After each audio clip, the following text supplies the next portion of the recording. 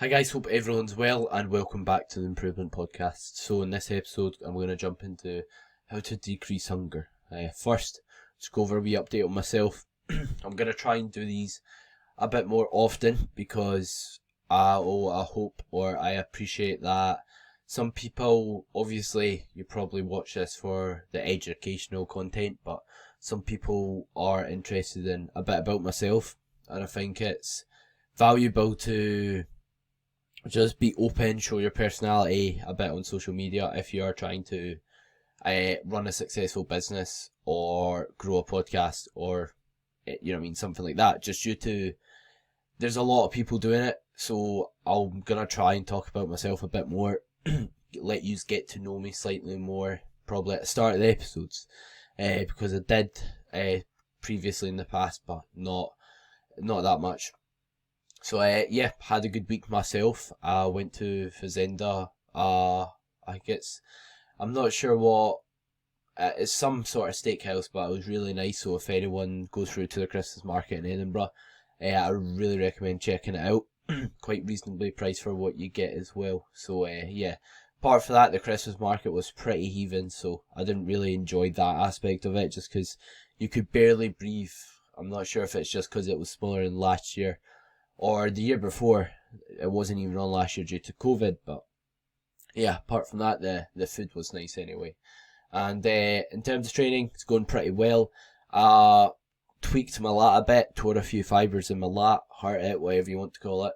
Like I think it was about a week ago today actually, and I had to miss a session for it, but it seems to be fine now, just after getting plenty of blood in it and making sure I'm keeping on top and looking after it. So that's good. And apart from that, training's going really well. I'm progressing well. My food's been upped, I think 750 calories since my diet ended, and I'm sitting at 183 pounds. I finished my diet at 180 pounds, so 3 pounds up, and that's within I think 4 weeks with having my calories up 750. So it's not really shooting up, but it's going up enough to support performance, and we just want to gradually raise it because we are trying to perform well. We're not just trying to get fat, so we want to be supporting performance, gradually putting on weight so that we can support muscle growth, but not firing on a ton of weight that it just makes me fluffy really fast. And so jumping into the episode on how to decrease hunger. First of all, I want to touch on why do we have hunger. Hunger is basically our body's response to having low food and basically being in a calorie deficit. The reason we have it is because your body doesn't want to lose weight. If you think about what hunger tells us is to eat calories, to eat food, because if we're slowly losing weight, we're basically slowly starving. So yes, it's quite a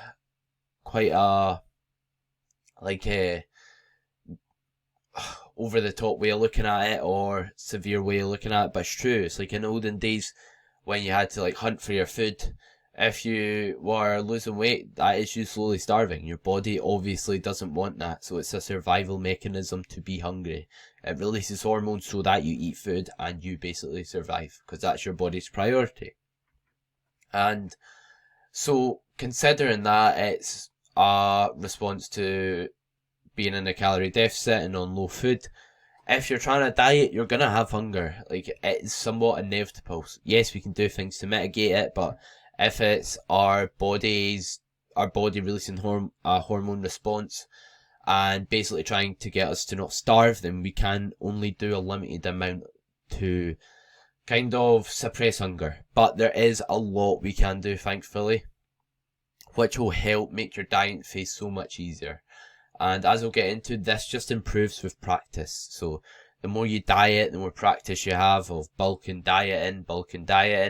Or if you're someone who's tried to lose weight a few times and you struggle with it, again, the more you try, the more you'll pick up what helps it, what harms it, and the more you'll get there. So just stick in with it. As for the first thing I'm talking about, it's food choices. So food choices probably have the largest impact on your hunger levels. So in terms of food choices, you basically want to have foods that are high in volume. volume meaning size, but low in calories. The reason being is, if we're eating more overall food, our stomach's going to get fuller, we're overall going to get fuller and not be as hungry. Again, like I said, you can only mitigate it so much, but if you are really smart with your food choices, it can help massively with hunger and prevent it a lot. So yeah, get creative with what you spend your calories on. So like I said, the more you diet, the better you get at this. Like I've been getting better at it over my diets I've done, and I just get smarter and smarter with how I do things. But some examples of foods that are low in calories could be yogurt. You can get 25-gram protein yogurts from Aldi or probably wherever else you shop, but the ones at Aldi, I had one not long ago. They seem really good for if you're dieting, because low in calories, you feel like you're eating quite a lot, it fills you up well, and it's high in protein and really convenient. So that's maybe an idea. As well as that, oats. So if you have porridge oats in the morning, that can be a great option because it's got fibre in it, which generally helps fill us up, as well as the oats itself. So that can be a great option as well instead of cereal. If you're having cereal, things like berries are extremely low in calories, and you get like a lot of them to eat for how much calories they have. And again, peppers, oranges can be filling as well. Any other fruit and veg, for the most part, are pretty decent for just filling you up. And yeah, so potatoes can be a better source than like rice, because again, they will fill you up slightly more. And again, anything with protein in it, because we know protein has a satiating effect, which basically means it fills you up, it helps you get full quicker. So having a high protein diet will also help, but again, just to recap, just have food choices that fill you up and mitigate your hunger as best as possible, which you'll learn to get better at with trial and error.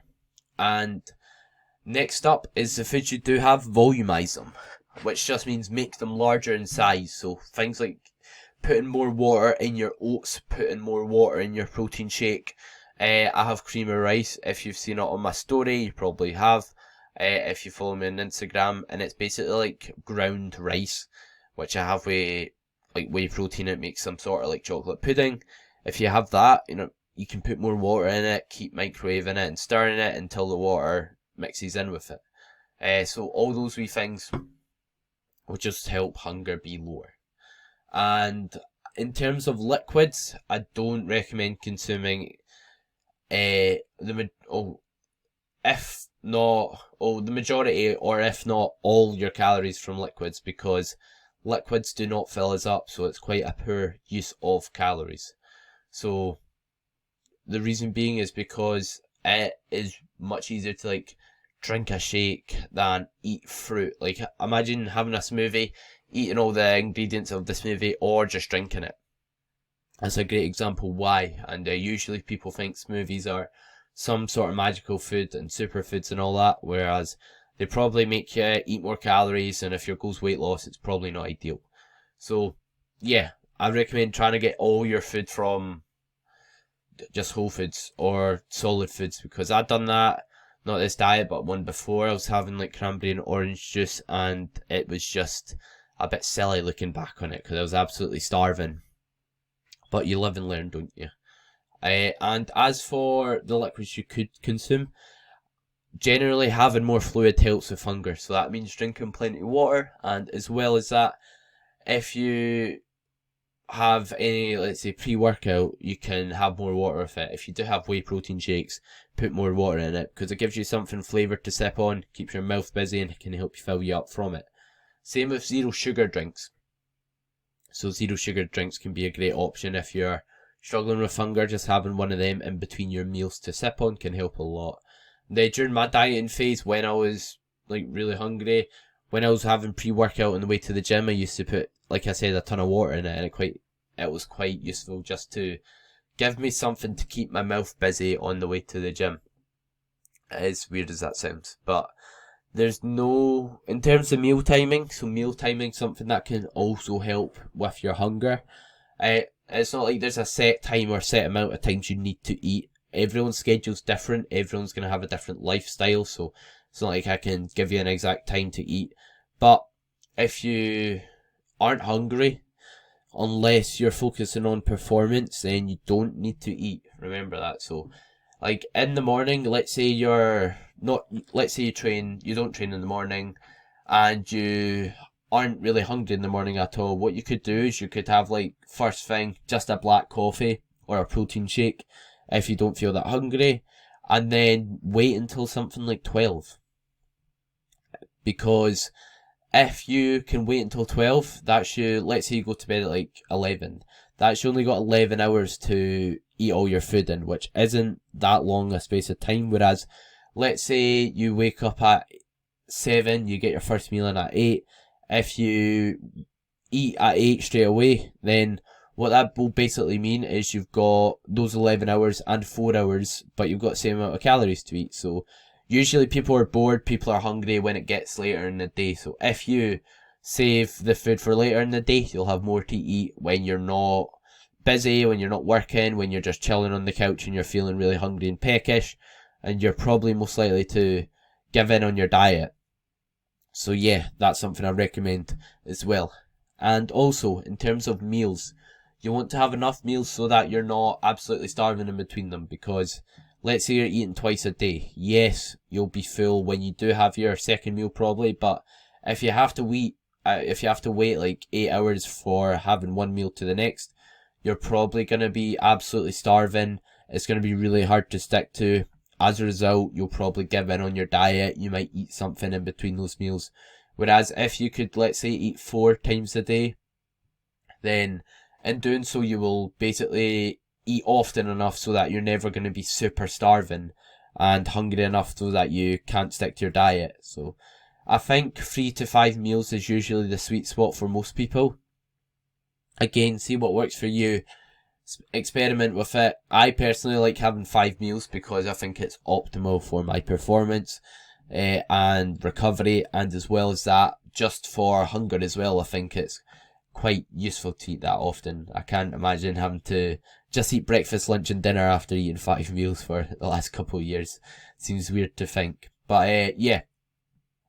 And again, like I said at the start, you get better at this with trial and error. So just play about with what food you're eating, play about with your routine in the day, see what works for you, and if something works, regardless if I've said it or not, just run with it. Like, if you're feeling like something helps keep you full, you enjoy it, then you're sorted. So I'm gonna make more episodes on some topics that will also have an impact on your ability to stick to a diet. So I was gonna make one episode just on why diets fail, and high hunger is one of them, hence why I done the episode on it.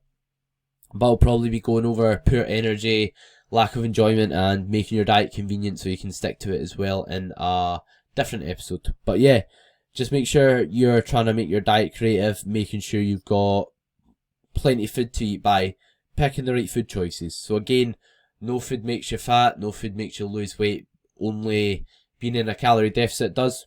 But certain foods can help fill you up more, which helps you stick to that calorie deficit. So hope you've enjoyed the episode. If anyone's got any questions, just drop me a message and I'll be happy to answer them. And if you are interested in losing body fat and you want help, I have got a stone in 60 challenge that is starting on the 3rd of January, and it's basically tailored towards folk who want to lose weight, want to keep the weight off, and want to learn basically how to do it themselves for future reference, and learn the skills necessary to have basically a lifestyle where you can have social occasions, like go to events, eat out with your friends, but still manage it effectively so that you don't gain the weight back and you can maintain that body composition that you want. So if that sounds good to anyone, again, just drop me a message. If you enjoyed the podcast, share it on your story, leave me a rating and review, or subscribe if you haven't already, and thank you very much for listening.